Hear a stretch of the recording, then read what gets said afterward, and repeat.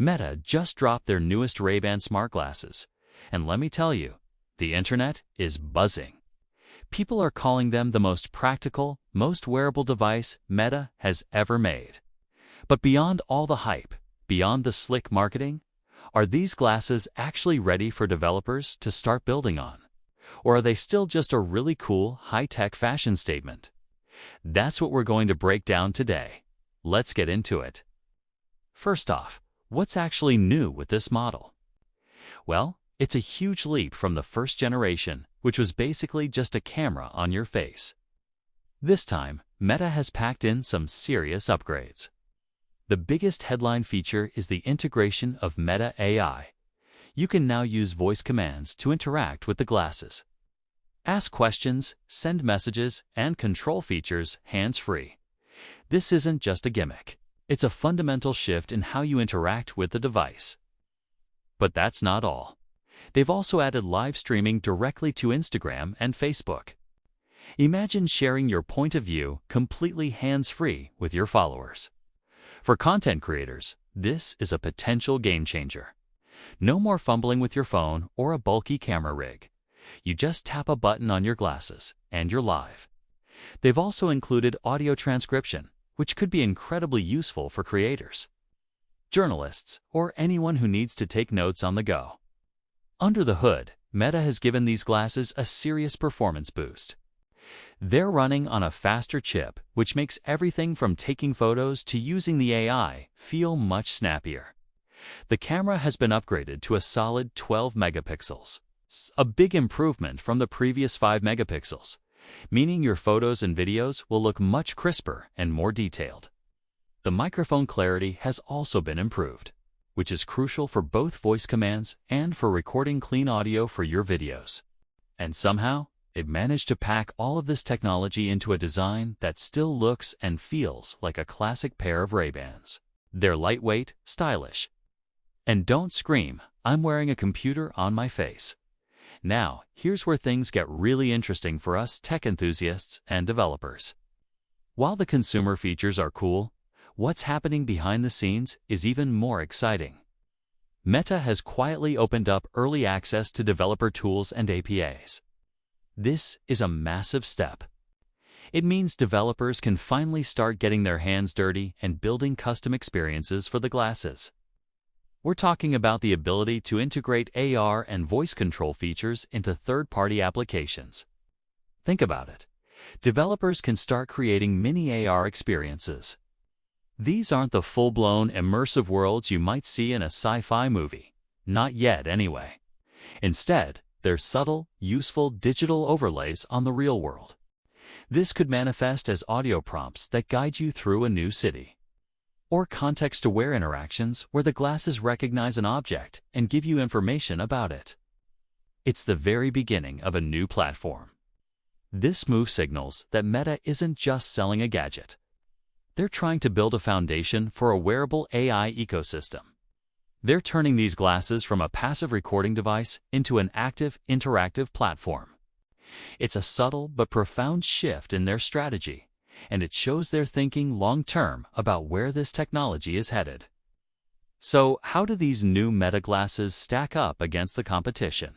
The most obvious comparison is with the Apple Vision Pro. But honestly, they're playing in completely different leagues, and that's by design. The Apple Vision Pro is a powerhouse of mixed reality. It's designed for deep, immersive experiences. Whether that's working with multiple virtual screens or watching a movie in your own private theater. But it's also heavy, incredibly expensive, and isolates you from your surroundings. It's an amazing piece of technology, but it's not something you'd wear walking down the street. Meta's Ray-Bans, on the other hand, are the complete opposite. They are light, relatively affordable, and designed to blend seamlessly into your everyday life. They aren't trying to replace your reality. They're trying to augment it in small, helpful ways. While Apple is pushing for a premium, high-immersion, mixed reality future, Meta is quietly building an AI-first wearable that prioritizes real-world mobility and digital assistance. You could say Meta is focused on everyday AI, while Apple is aiming for premium MR. And then you have Google Glass, which has pivoted almost entirely to the industrial and enterprise space, focusing on specialized tasks in warehouses and factories. So, in the consumer space, Meta is carving out a unique niche for itself, one that focuses on practicality and social integration. Let's talk about the real-world applications, especially for creators and developers. If you're a content creator, the use cases are immediately obvious. The ability to live stream from your glasses is huge. Think about travel vloggers sharing their perspective in real time, chefs giving a cooking class from their point of view, or a mechanic showing a repair step by step. The hands-free nature of it unlocks a whole new style of storytelling that feels more authentic and immediate.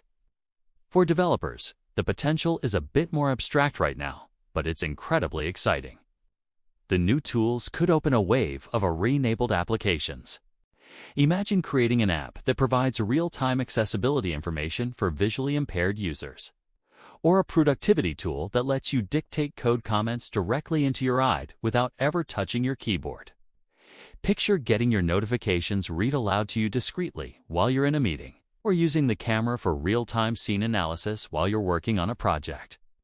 That's the direction this is heading.